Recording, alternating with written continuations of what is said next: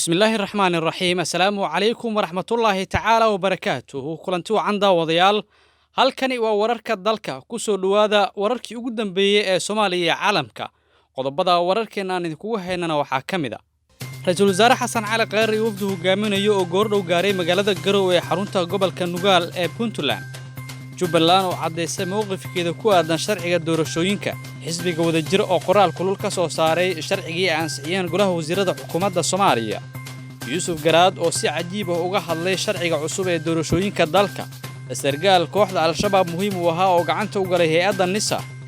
iyo dagaal culus oo ka dhacay magaalada Tripoli ee dalka Liibiya qodobadaas iyo kuwa kale ayaan idin haynaa ee u diyaar garooba wararkaas oo faahfaahsan waa maalinimo jimco ah 5 bisha May sanada 2019 ku soo dhawaada wararkaas oo faahfaahsan daawadayaal magaalada Garowe ee xarunta gobolka Nugaal waxaa goordhow gaaray wafdu hogaaminaya ra'iisul wasaaraha xukuumadda federaalka ah ee Soomaaliya Mudane Xasan Cali Khayre garoonka diyaaradaha ee magaalada Garowe waxa wafdiga ku soo dhaweeyay madaxweynaha Puntland Saciid Cabdullaahi Dane iyo ku-xigeenkiisa iyo xubno kale oo ka tirsan maamulka Puntland wafdiga ra'iisul wasaaraha ee maanta tagay magaalada Garowe ayaa qayb ka ah madaxda ka socota dawladda federaalka iyo kuwa dawlad goboleedyada oo maalinta berri ah shir wada tashi ah uga furmay magaalada Garowe waxaa magaalada Garowe hore ugu sugnaa madax ka socotay dawlad goboleedyada dalka kuwaas oo ra'iisul wasaaraha ugu horeeyay Garowe maalinta berri ah ayaa sidoo kale la filayaa in magaalada Garowe uu gaaro madaxweynaha jamhuuriyadda federaalka ah ee Soomaaliya Maxamed Cabdullaahi Farmaajo oo halkaasi ay uga horeeyeen xubno ka socday xafiiskiisa shirka berri ka furmaya magaalada Garowe ayaa diiradda lagu saari doonaa qodobo xasaasi ah oo ay ka mid yihiin doorashada 2020 qaybsiga kheyraadka dalka iyo khilaafka muddooyinkan soo jiitamayay ee ka dhaxeeya dawladda federaalka iyo dawlad goboleedyada maamulka Jubbaland waxay cadeeyeen mowqifkooda ku aadan sharciga doorashooyinka oo maalintii shalay ay ansixiyeen golaha wasiirada xukuumadda Soomaaliya maamulka Jubbaland ayaa noqday dawlad goboleedkii saddexaad ee ka soo horjeesta sharciga doorashooyinka oo khamiistii shalay ahayd ay ansixiyeen golaha wasiirada xukuumadda federaalka ah ee Soomaaliya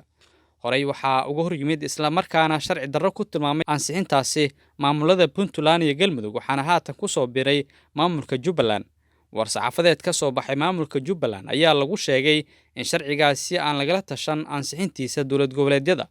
xubnaha ka ah dawladda federaalka isla markaana uu yahay mid wada sharci darro ah loo maray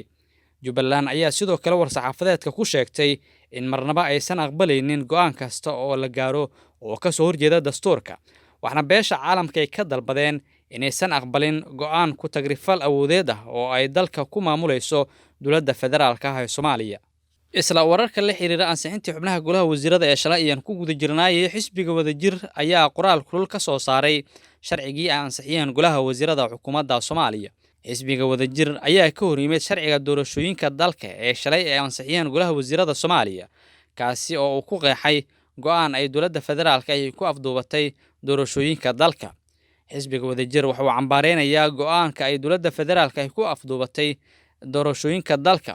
sharciga doorashooyinka ee ay xukuumaddu ansixisay waa mid inta badan qodobadiisu iska hor imaanayaan qaarkood dastuurka ka hor imaanayaan ujeedka ugu dambeeyana uu yahay muddo kororsi loo sameeyo madaxda federaalka ayaa lagu yiri qoraal ka soo baxay xisbiga wadajir qoraalka ayaa sidoo kale waxaa lagu yiri sharciga doorashooyinka waa inuu waafaqsan yahay dastuurka dalka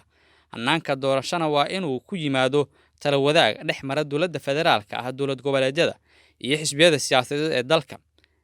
dawladda federaalka waxay dhagaha ka fureysatay talooyinka kaga imaanaya xisbiyada dalka iyo dawladaha xubnaha ka ah dawladda federaalka waxay si ula kac ah muddo 2 sano iyo bar u gacan bidixeynaysay hannaanka dalka looga qabanayo doorasho qof iyo cod ah iyagoo ugu dambeynna soo dhoodhoobay wax loogu yeeray sharci ciwaankiisa kore doorasho ay tahay laakiin gudihiisa muddo kororsi qayaxan iyo awood maroorsi siyaasadeed ah xisbiga wadajir waxa uu cadaatay walwalkii uu horey uga muujiyay in hoggaanka dalku aysan daacad ka ahayn awood wareejin si nabad ah ku dhacda iyo qabashada doorasho ay heshiis ku yihiin saamileyda siyaasadeed ee dalka tabadalkeedana ay doonayaan kalitalis iyo xukun dheereysi ayaa lagu yiri qoraalka ka soo baxay xisbiga wadajir haddaba xisbigu waxa uu mar kale adkeynayaa baaqii ay xisbiyada siyaasadeed ee dalka hore u soo jeediyeen ee ahaa in xoogagga siyaasadeed ee dalka ay bisha Juun shirweyne qaran isugu yimaadaan ayaa lagu soo gabagabeeyay qoraalka ka soo baxay xisbiga Wadajir oo ka mid ah xisbiyada siyaasadeed ee dalka. Yuusuf Garaad isna waxa uu ka mid ahaa dadkii sida cajiibka uga hadlay sharciga cusub ee doorashooyinka dalka. Wasiirkii hore ee arrimaha dibadda Soomaaliya Yuusuf Garaad Cumar ayaa qoraal kooban kaga jawaabay meelmarintii iyo wax ka beddeladii lagu sameeyey xeerka doorashooyinka qaranka. Sharcigaasi ayaa shalay waxaa ansixiyey golaha wasiirada xukuumadda Soomaaliya, waxaana uu Yuusuf Garaad sheegay in wax lala yaabo ay tahay in ruux sharcigii lagu doortay uu wax ka beddelo isagoo muddo kororsi doonaya. Qoraal uu soo dhigay bartiisa Facebook ayuu ka yiri Yuusuf Garaad: xisbi siyaasadeed cusbaa laakiin caan ahaa oo ka jira dal Afrikaan ah bilowgii sagaashanaadkii oo aaminsanaa qof iyo cod ayaa haddana lagu eedeyn jiray inuu yahay xisbi ka soo horjeeda dimuqraadiyadda. Waxaa lagu eedeyn jiray inuu aaminsan yahay qof iyo cod laakiin wax kale ay u wehliyaan marka uu guulaysto. Eedu waxay ahayd inuu aaminsanaa hal qof, hal cod iyo sidoo kale hal mar. Waa sariig la'aan siyaasadeed in siyaasi la doortay uu isku dayo inuu gacantiisa ku bedelo xeerkii isaga lagu soo doortay iyo muddadii la doortay.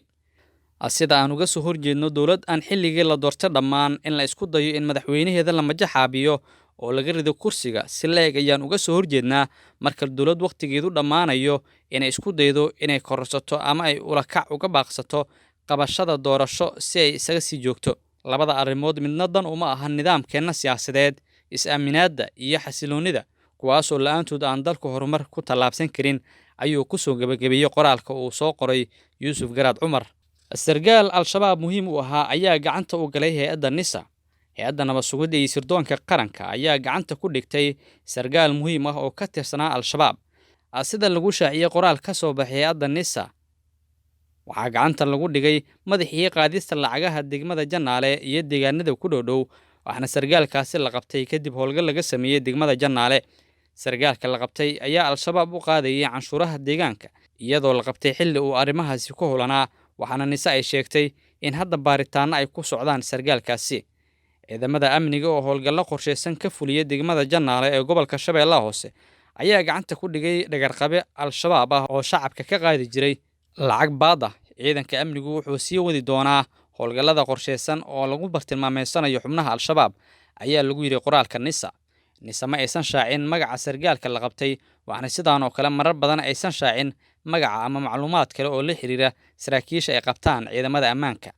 Hay'adda NISA toddobaadyadii la soo dhaafay ayay howlgallo ka fulinaysay deegaano iyo degmooyin ka tirsan gobolka Shabeellaha Hoose iyo gobolka Banaadir, waxaana horey loo soo bandhigay hub badan oo baaritaanada lagu soo qabtay.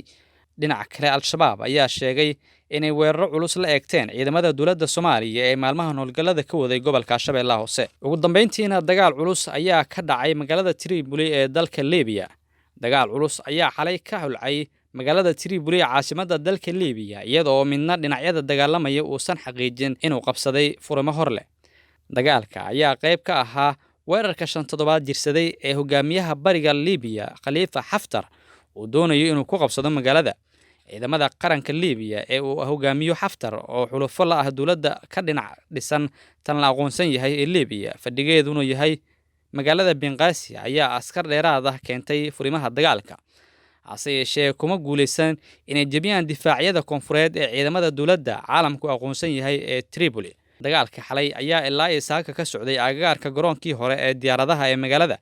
Hase yeeshee dhufaysyada labada dhinac ayaanay waxba iska bedelin sida ay sheegeen dadka deegaanka. Ciidamada Haftar ayaa horaantii toddobaadka ka soo siqay mid ka mid ah jiidaha dagaalka, hase yeeshee waxaa dib u caabiyey ciidamada dowladda Tripoli oo dhisay dhufaysyo culus oo ay ka mid yihiin kuwa laga sameeyey konteynaro.